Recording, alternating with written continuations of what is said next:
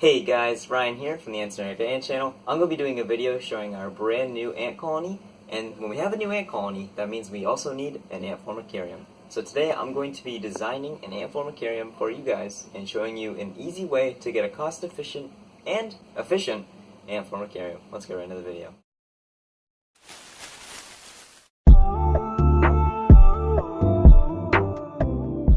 So, like I said, we have a brand new ant colony. And this colony is known as Monomorium sp. These ants are Monomorium ants, which means they are small ants, but I wouldn't say small as in the smallest ants like pharaoh ants or Monomorium minimum ants, tiny black ants. Those are considerably smaller than this species. It's probably the largest Monomorium ant I've actually seen. I'm really excited to show you guys these ants because these ants are known for three major things. One of the things that they're known for is to be polygynous, which means these ants can have multiple queens in their colonies. Part two is that these ants can make super colonies. So since these ants are polygynous, this means that colonies in the wild, and hopefully in captivity, will form together with other colonies of the same species to form super colonies, to outdefend and outcompete other types of ants in their area for food. And the third thing that these ants are known for is if they do not have a successful ant super colony merge, they will engage in massive ant wars, which can be seen in this video shown by the iCard here. Alrighty guys, so let's give you guys a look at these ants. So right here we have just a few workers, as you can see. Their size is, like I said, not Monomorium minimum, but they're not large ants. Let's give you a full look of the ant colony. So here is the colony of Monomorium sp. In the very middle of the screen, you can actually see one of the two queens. Yes, that's right, polygynous, two queens. Awesome, I love it. So, also you can see a bunch of debris in there. They haven't actually been in this test tube that long. I would say only a week or so. I got this from a friend. He didn't want them anymore, so he just handed them over to me, and I was really gladly to take them from him because he didn't really like taking care of this colony due to them being escape artists. And he just didn't like the constant management needed to keep them out of from escaping. That's why you can see two cotton swabs up at the top. So one awesome thing about these ants, if when provided with substrate or cotton, like here, they like to manipulate these sources to make the ants most efficient and comfortable for the queens, for best humidity levels and egg laying temperature. And it's just awesome to see how they construct and change their nests all the time. Like you can even see there's just cotton everywhere. They precisely make it so that it's just perfect for the nest environment, and it's just awesome to watch them do their work. They are really cool ants. So I've actually contacted two of my friends who've had Monomorium sp ants in the past, and I was going to ask them if they could give me more colonies of them so that I can make a super colony since they do that, and pray that they do not make an ant war. So guys, this is a Formicarium design video. So let's get right into the Formicarium design. Alright, so we're going to be going over step one in our ant Formicarium design, and that's just going to be showing you guys all of our items we're going to be using in this design process. So the first item we're using is our fish tank / Formicarium. This is going to be our glass container that keeps the ants inside. Of course, we're not just going to throw ants in this and make that a Formicarium. That wouldn't be a good video or a good living space for the ants. They need somewhere to hide away. They don't want to live somewhere in the open. It'll be really bright with all the glass. It's just not going to be good. So we're going to make a real Formicarium inside this, and I got this fish tank from PetSmart, and then it also came with a screen dome. If you want to look it up online, it's called the Bugarium. It's not really a fish tank, but it's meant for bugs or keeping in spiders maybe. So this will definitely work out for you guys, and I highly recommend it. It's really good for ants. So, item number 2. Plaster of Paris. Alright, so this here is a dry powder version of plaster, not like the hard plaster bricks you have. We're actually going to be making a plaster brick with our dry, so right there is just our dry stuff. So we're going to be using that as plaster of Paris, non-toxic, only toxic in the dry form. Once it's finished, it's not toxic anymore. So make sure you wear gloves if you want to. I'm not going to because it's just a little itch, so I'm not really worried. Number 3 is just a cardboard box. I just have an Amazon box. Who doesn't have Amazon boxes? Just get one that fits your Formicarium pretty well. Knock that bugger in there, you got it. So, yeah, so basically, here, I'll show you really quick. So we have Formicarium right here, and you pretty much just take the box. You're gonna fold it up. We're actually gonna get rid of the flaps on it, and you're just gonna stick that in. Make sure it flushes well with your screen, and make sure it fits what you want. You can actually make your own box if you glue pieces of cardboard together. Just make sure it's seal proof, which we'll do later to this box. See, there's holes in it. Items number 4 and 5 will consist, and 6, we'll do 4, 5, and 6, will consist of your design. It takes your Formicarium from looking like a dull, boring piece of concrete or plaster that you slap together on the side of a piece of glass to something that has art, something that has style. It just makes it look very nice, and your ants are going to love it in there. If they have substrate, types of clay to make the surfaces more rough and better for the ants, more realistic. And then non-toxic paint to make it easier to view your ants, and also put some more pizzazz on your colony. So I highly recommend these 3 things. These are not required though. The air drying clay is technically required because then your ants will be able to escape through your cracks inside of your Formicarium. So you got to make sure you get some air drying clay.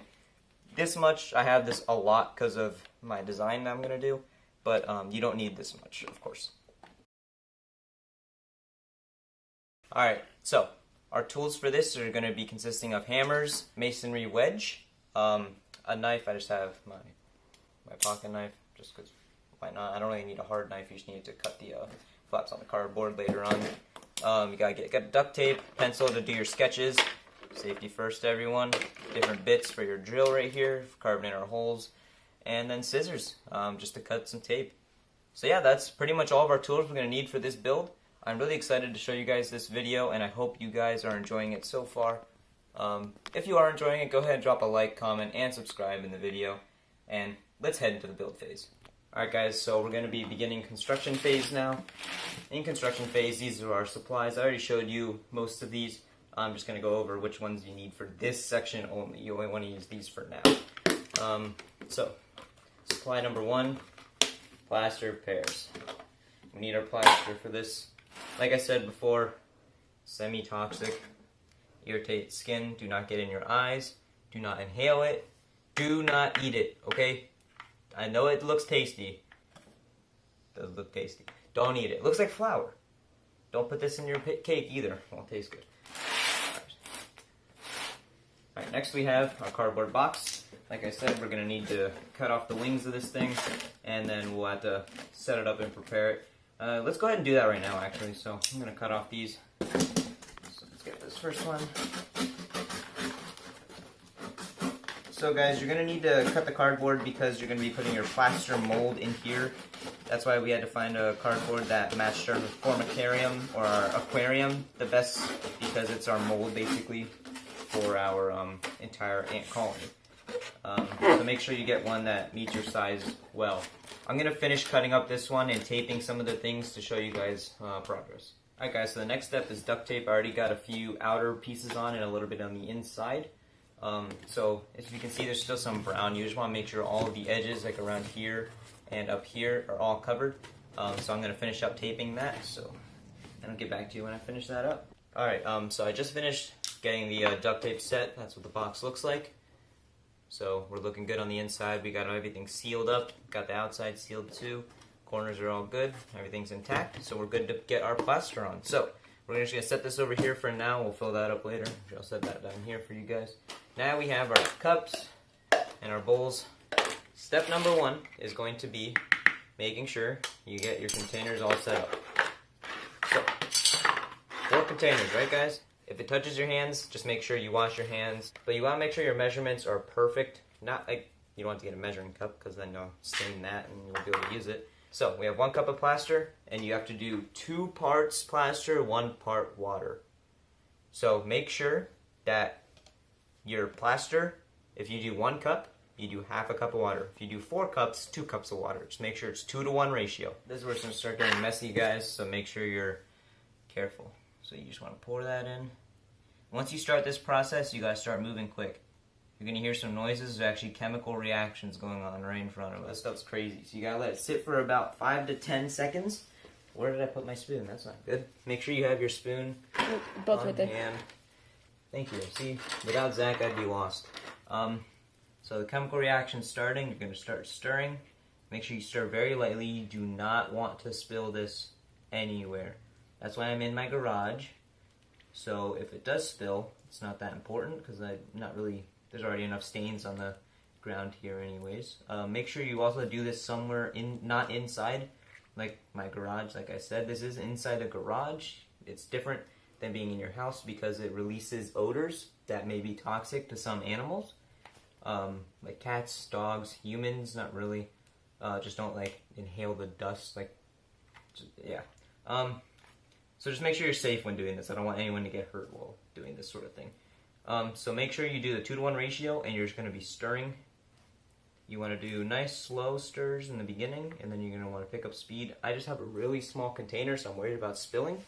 So you can still see there's chunks. That means it's not even close to being done. It takes a few minutes to stir. You want to flatten everything out. Make sure you stir everything perfectly. See how there's still giant chunks of that stuff. You want to make sure everything's nice and silky clean.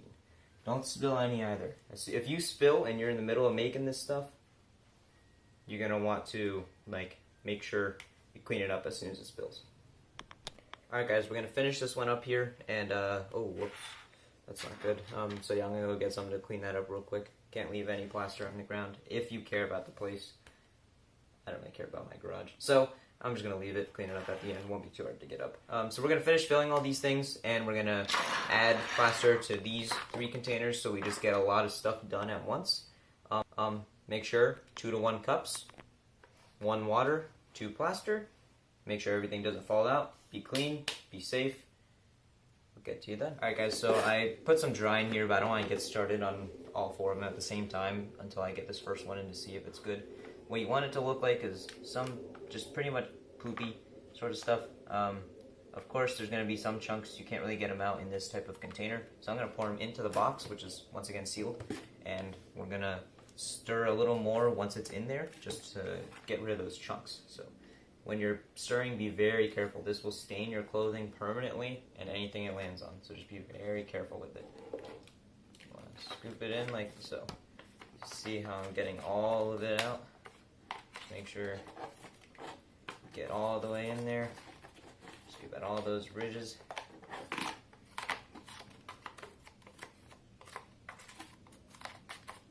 Get everything in. Then we're going to swipe the lip. Make sure nothing drips.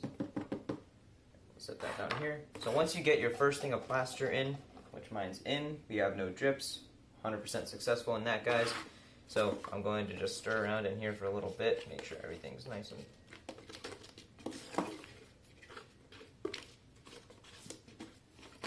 we're going to be needing a lot of these things to make our plaster mold. There's actually some plaster leaking through the bottom. So I need to take a look at that. One sec, guys. Let's do a quick patch to that. Make sure you always check your plaster, because if it starts leaking out, you won't find out till it's all gone. And you don't want that to happen. It's not that big of a mistake or a patch that I need to do, but it's one that's important, so just gotta get a little piece, patch that up. Alright guys, so I just finished the pour, we patched the box, everything's looking good. So it's just starting to settle in there. Make sure you do everything at the same time. You don't want to put this in, wait 20 minutes and do another layer, or else it won't be together. So you gotta work fast once you start. So we're gonna get all of this done, and I'll show you the finished product before it starts drying. Alrighty guys, so here we have our finished plaster build. You can see it's still kind of actually a little bit soft. I can't really notice. Oh, it is here. Let me cut an edge.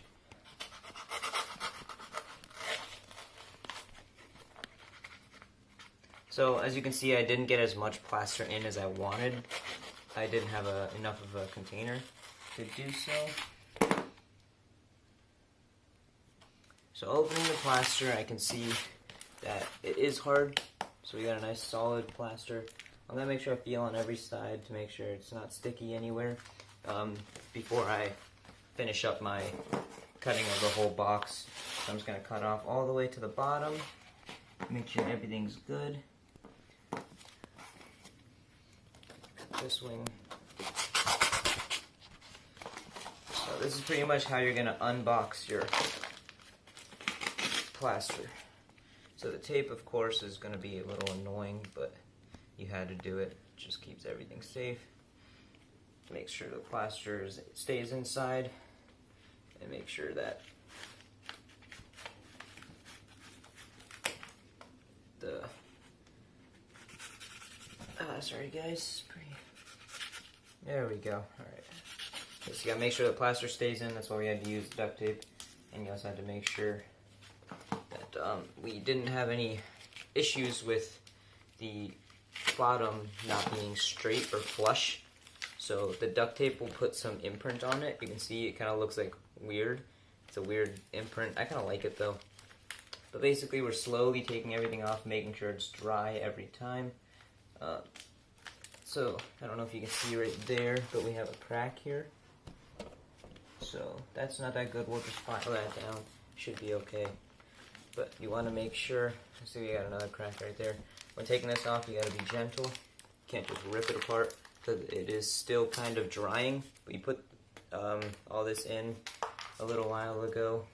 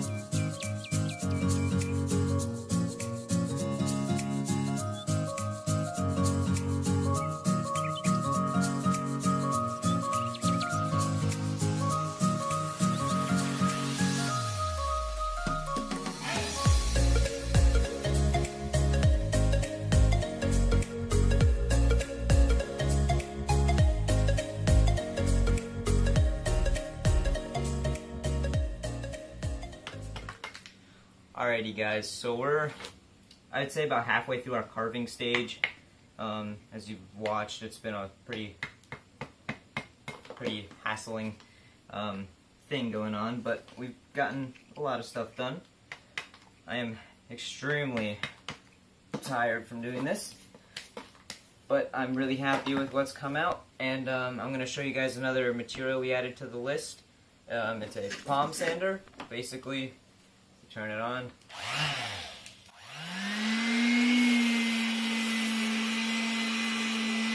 And basically it's going to allow your edges to become flush with the glass. Of course there's this weird hump that was in the cardboard that I'm going to actually have to carve off.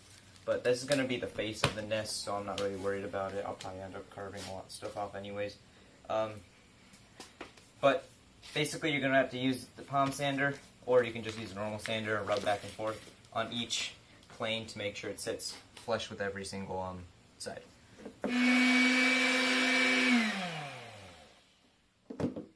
So now it's nice and smooth, and it's going to sit flush with my corner. Except I'm not really done, so I'm not going to keep it like this. I'm probably going to re-drill in, got to cut more stuff out. By the end, I will have it all carved out, and then we'll get into our tunneling, so let's get to that. Alright guys, so we just finished carving our outer piece for our plaster, and I am really excited because it turned out really well. It looks great. So now I have to drill in a top hole and then work on designing the interior. So yeah, I'll get to you when that's done. Alrighty guys, so now we have our interior complete. We have our hole, which is a hole that goes from the top and leads down inside. It's awesome, I love it. And we have, sorry, my cat Milo is he's visiting the camera. Hello Milo. Everybody say hi. He's taking a look at the ant colony. Well, the Formicarium design actually. It's not really a colony in there yet, but he likes watching the ants. Yes you do. Yeah. Alright, so yeah, so I have four areas for the ants to go. I carved them out and then super blow dried them so that stuff wouldn't come off. I go take my bare pinky Stick it in there, there's nothing on it. So now that we have our sculpting and cleaning done, we're going to head to our next phase, which is going to be our painting. So we're going to be using these non-toxic paints. I'm going to be using this cream color for the inside, which will be the chambers, and this brownish color on the outside, which will really make the cream color pop. So it's going to look really nice, and I'm going to get painting right now. So yeah, let's get right into it. Alright guys, like I said earlier, I'm going to be using these two colors to paint my ants here, my ant Formicarium, my plaster, so let's get started. So the first paint I would describe as an old-fashioned white looking paint. This is what it looks like this. Hopefully it dries to something nicer, but we'll have to see. So let's get painting. Once again, this is 100% non-toxic paint, and it is recommended that you do paint over your ant colony just to add another layer of protection. Also, it just gives a better look if you're going for some cool design sort of thing. So I'm doing the inside first. It doesn't really matter which way you do it, but what I'm thinking of doing is inside one coat, outside one coat, and then inside second coat. So the outside is going to bleed in a little bit, and then you'll finish it up with another nice coat on the inside, so it'll be a nice strong color. So that's my idea. As you can see, there's a big difference on the paint and the plaster, which is why I'm doing it. It makes a nice seal for the ants. And also, it's just the plaster is kind of a weirdish color. It's just white. This is going to give it some sort of, hopefully it's going to, when it dries, it lightens up a little bit. It darkens up a little bit, so it's not just pure white, because I prefer a little bit darker white. Honestly, I'm very happy with what I have. Let's go to a bigger brush for now. I use a smaller brush when needed. So I'm just starting with the bigger nesting chamber. This is the lowest chamber in the entire colony.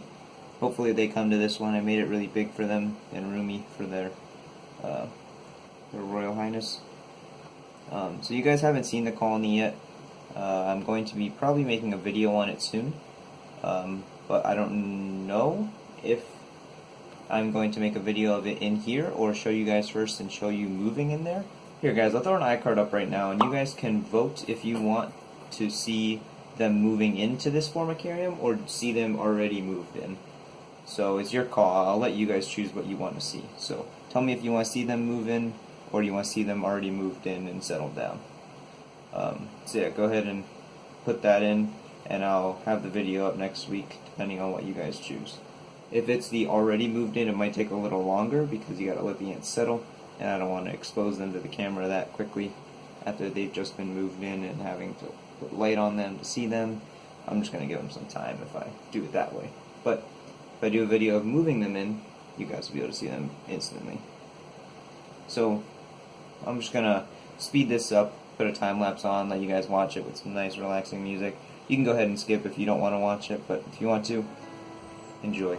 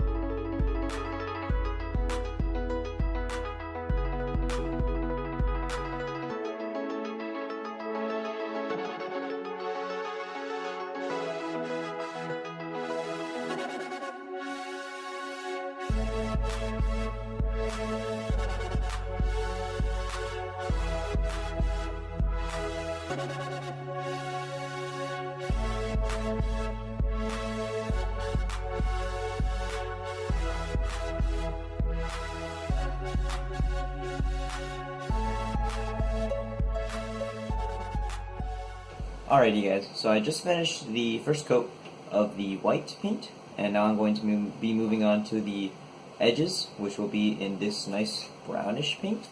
So I'm just going to do a quick little bit onto this container to see how they look together. Wow, that actually looks really good. Okay, so let's see it, guys. This looks really nice. It's going to bring out that nice white paint. So we're going to spread this around nicely.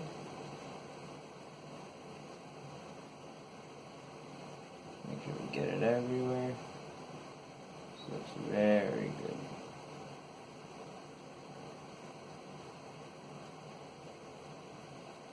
It's a nice light brown. I love it. Looks fantastic.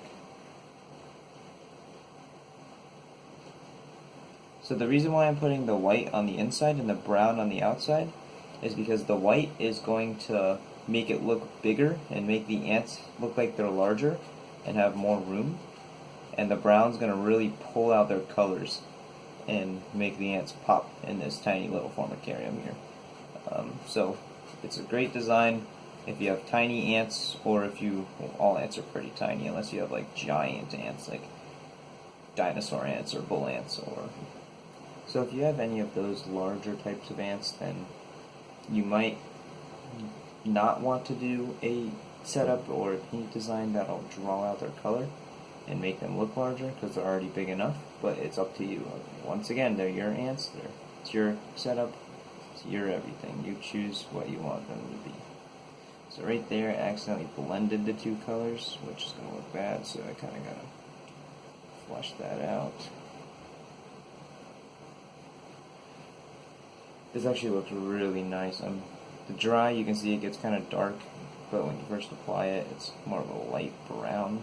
I like dark, it looks very good. It's more like a terracotta clay sort of thing, which will definitely look cool. I'm going to probably paint this not just around the edges of the front panel, but I probably might paint it on the side and maybe the back, so the hill looks really nice. But so far, I'm really happy with how this is turning out. Just spread this brown around everywhere.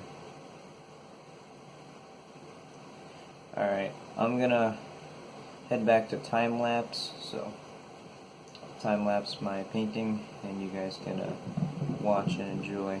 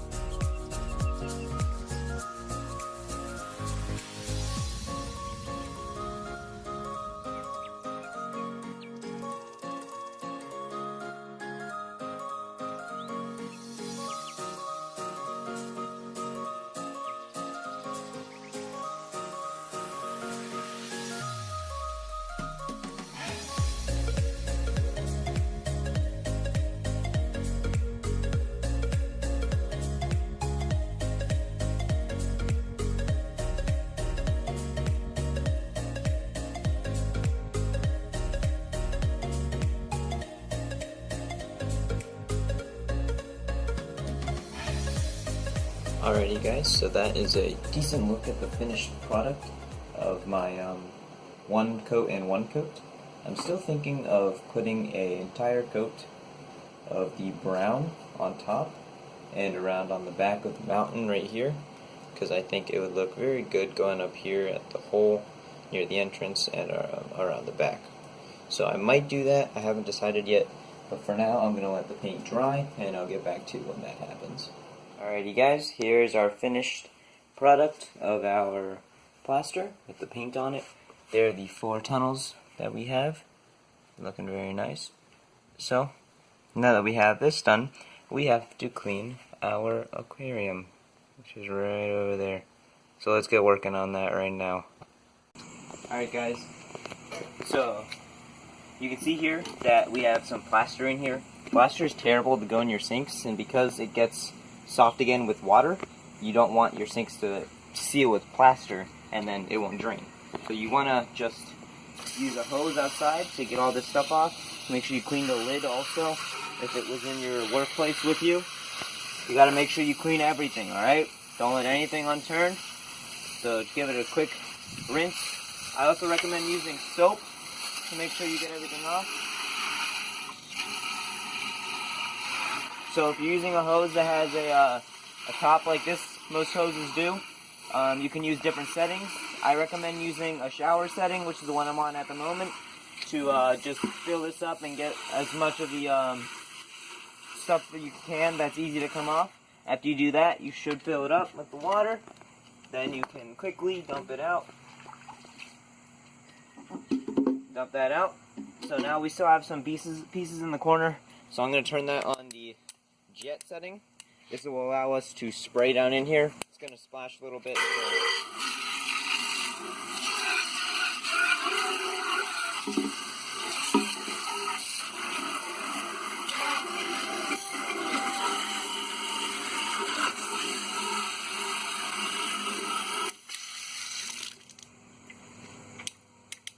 Alright, we're back to the shower setting, and now we're going to get the outsides. Make sure everything's nice and clean. You dump that out, and now get the bottom just in case there's stuff down there. Now you can still see at the bottom in here, there are some bits of plaster that I want to get off. So I'm going to put that on.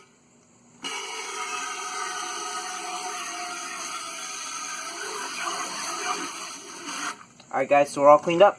So make sure you turn your hose off when you're done. Dry everything off with a towel. Get back inside for the next part of the video.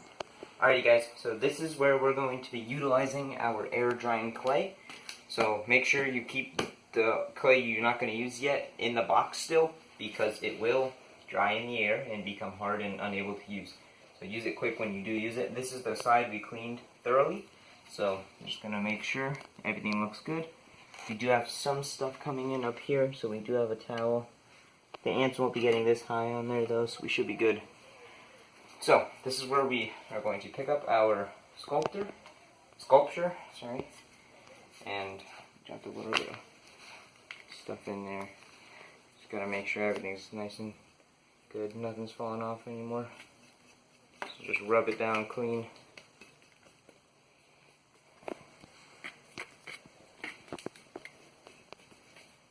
Alright, so actually, before we put it in here, I'm going to mold some of the holes and stuff that's leaking all this stuff in air drying clay, just to make it look a little nicer. So here we have our air drying clay. Just take a little bit of it here, and we can just fill some of these gaps. Like right here, there's a gap. Gonna go ahead and just throw it in there. It'll soon be as hard as a rock. And it also makes it just look a little bit nicer on the outside. Still a huge gap here. Go ahead and stick that there. Push it in. And fill up that gap as well. So I'm doing this because air drying clay is very effective in what it does, which it can patch things that you need patched in sculptures or buildings or something. Not like walls for your house or anything. Don't use air drying clay for that. You're going to use plaster to do that sort of stuff.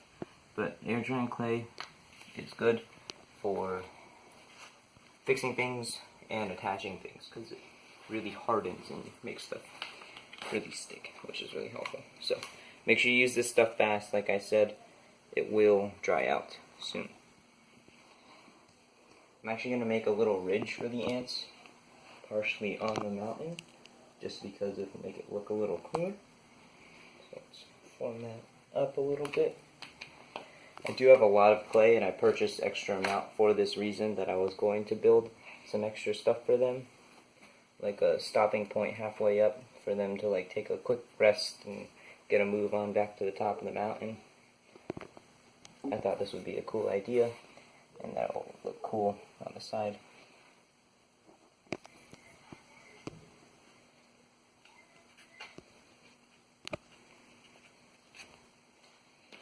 So I'm going to keep building that up a little bit by little bit.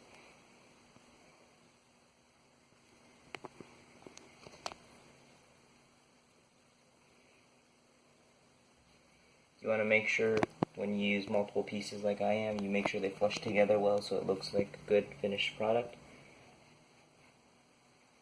So there's a little break place for them. Flushes right here against the wall. I'm going to put a little bit more up here to sort of direct them to go to that break place. It'll also add some of the color at the bottom to match with the wall, and it'll look really good. So once again, guys, this is 100% your build. You can do whatever you want, use whatever colors you want, and it's your ants, your build, your choice. So that's why I'm doing it like this. I think it'll look nice. Alrighty, guys, so I just got the nest sealed against the glass with our air drying clay. It's been 7 days actually for it drying, because the air drying clay that I got, it takes time to dry, so I gotta make sure everything was perfect and everything's hard. As you can see, if I opened up the top, we'll get in there. It's really hard. I can't make another indent in it. So I'm really happy with how it turned out. It looks great, and it looks really natural. So guys, another cool thing that I did is I put some patches in the rock you can see in the plaster. I put some patches in where I wanted the ants to not be able to get into the plaster rock. I mean, it was just a tiny little hole, but I just didn't really think that they would like to go in there. Also here you can see I have like a little ramp that the ants can go up to get up to the top of the nest. So the nest, on every side you want to make sure there's no cracks, no gaps, nothing that the ants can slip through. Also on the inside I layered it in some air drying clay so they can't get out, so they are stuck in their nests. And yeah, I'm really happy with how this came out. Alrighty guys, our next step is going to be us doing a quick addition of our substrate, which is going to be sand for this video. So I'm just going to be doing a sand substrate just to give something for the ants to walk on, and yeah, that's pretty much all we're going to do. So I'm going to have Zach get the camera again, and we're going to head right into that. So here I have my decorative sand. I did the extra large pebble size so that the ants can have things to grab easier rather than the tiny pebbles, because I noticed that when I gave normal sand, they used the biggest pebbles they could get. So getting the extra large pebbles is really helpful. So I'm going to go ahead and open it up.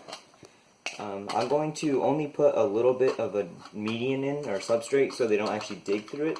I just want them to have stuff to walk on, because I want them to live in the nest. So I recommend making your substrate more than just flat. You want to have like a little hills I recommend you change the altitude of your substrate, making it hilly in some areas to give your ants some volume. That's just better for them, and that's what I recommend. Alright, so I got sand open. So here we have, like I said, some nice extra large pebbles. The normal size sand is recommended for ants that need to spin cocoons, like bull ants, and they are also used to assist the cocoons in their spinning. But I just got this for my ants because they like building around in their nests. So I'm going to just pour some down, and I'm just going to keep doing it till I think I got a good amount. I'm also going to put some on the mountain, and it's just going to fall in naturally where the substrate's needed. So now I have everything covered up. Got some substrate on the mountain. I also got some substrate actually in the hole, which is okay. They can move it out if they want to. I'm actually going to put a little bit more in there. So we got some on top. Get some more substrate at the top of the mountain. Some more over here. As you can see, there is substrate in the first chamber, which I'm okay with. They'll move it out if they don't like it. If they do like it, then they'll keep it. Now I'm going to be adding some in the corners, give it some volume. I still have some left, I'm going to keep that for now.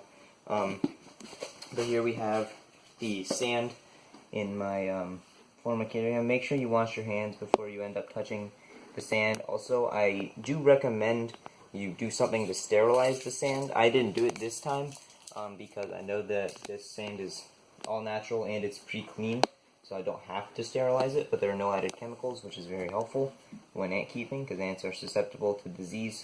So make sure you just run the sand up on all sides to give it a nice edge, which is what I'm doing right now. And then the inside, you can put like a mound here if you want, a little mound to be up here. I just like adding substrate to make it so the ants aren't just walking on the ground. I like them having some sand or some dirt or something to go on. I'm going to put some substrate in the corner, some more on the sides right here. So I think that looks really good, guys. Maybe a little more up there around the. I made a, as you can see, a natural looking dome around the entrance with the air drying clay to make it look like there's like a dome to go into the nest, because that's what ants do in the wild. So I just thought I'd add some special details to make it look cool.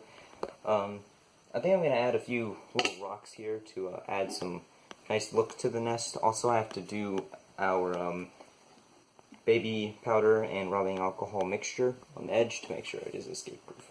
So let's do that right now. Alrighty guys, so I don't have any rocks around me.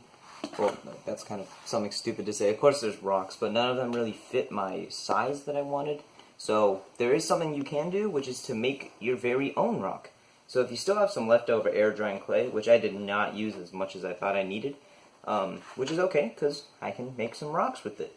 I'm going to make whatever rock I want. I can make it whatever size I want. It's perfect to use the clay, because you get to choose how you want your rock. Also, while it's drying, you can even put it in the clay to give it some sort of rocky feel to it with the sand. So I'm just rolling up a rock right now. Gonna make it nice and smooth and round, and then I'm gonna press it down a little bit, give it some feel. I don't know how big I want it. I was thinking something kind of like this. Maybe here. Let's roll it up into a completely round ball.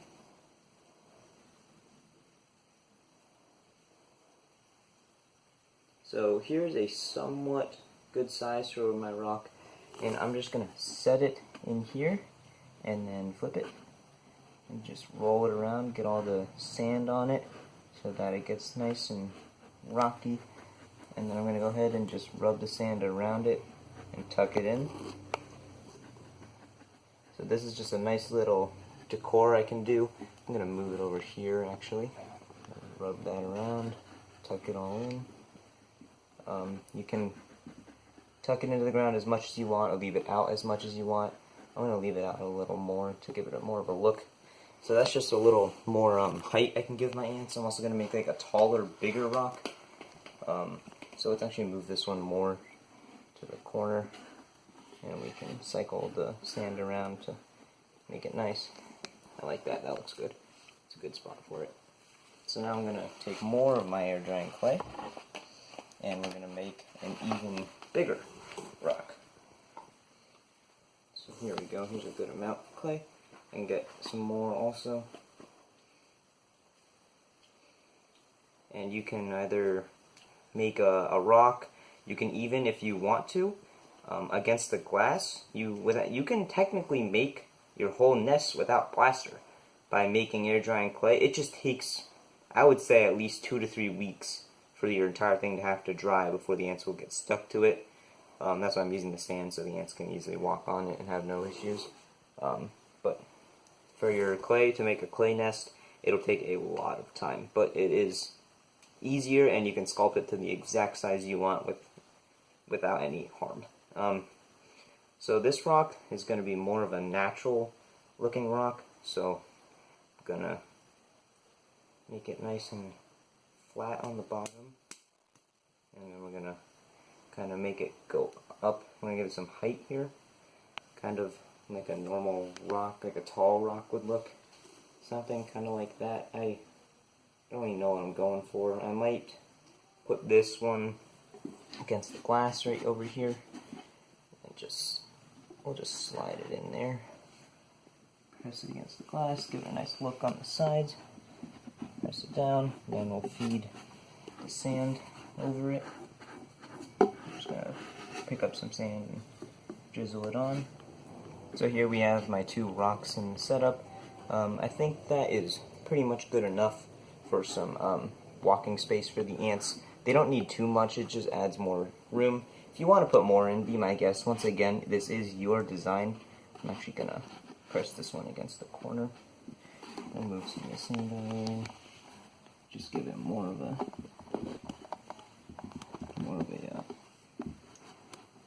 room for the ants to roam around in the middle. And I'm just going to cover it with sand, so it's just going to be like a bit of a dimension adder. And since that doesn't even look like a rock anymore, I might as well make a 3rd rock that's going to go right here, and that's just going to be a nice tall rock.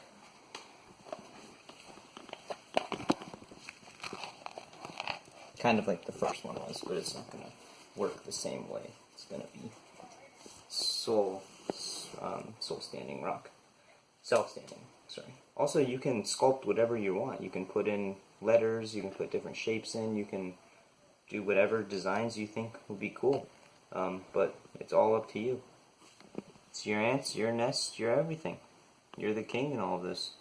You just gotta make sure you have some queens to keep it going. I think this looks pretty good. I'm gonna go ahead and roll it around to get that sand on it. Get that nice texture to make it feel like a rock and to make it so the ants won't stick to it that well. We'll dig it in right around there. That looks good. It's a little too close to that one. We'll bring it over there a little bit. Cover it up with the sand on the edges. So guys, this is going to be my setup for my ants. I'm thinking actually of adding some more sand here. I think it's a little dry on there. I want to make a gradual slope for them to get up easier. So that looks good. Put some more in there.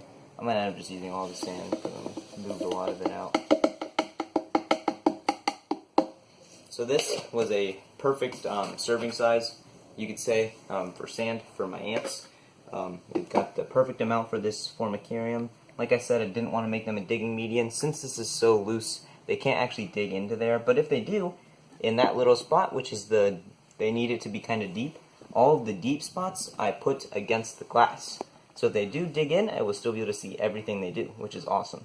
So that's my reasoning for stacking up some of them. Like right over here, they could dig in on both these corners and I'd be able to see their entire nest. But like I said, it's not really possible for them to get in there because the sand is just too loose. So their only way to make a nest is to go right in through the top. Alrighty guys, so this was my Formicarium design video. I hope you guys like these ideas and this design. I personally think it's going to work out great. And next week when you guys come in, or maybe even in the next few days, we're going to try and post 2 times per week for the next few weeks to give you guys some more ant videos to enjoy. So you guys will be able to see our brand new colony moving into this Formicarium. So you'll be able to see the colony and watching them move all in one video. I hope you guys are as excited as I am, and I cannot wait for you guys to enjoy. Please make sure you leave a comment, drop a like, and subscribe to the video if you enjoyed it. Also, please share your ideas on different Formicarium designs that you've done, and I can see if I would make one of those in the future and display your design on the channel. Hope you guys enjoyed. Have a wonderful day. I don't even pay you.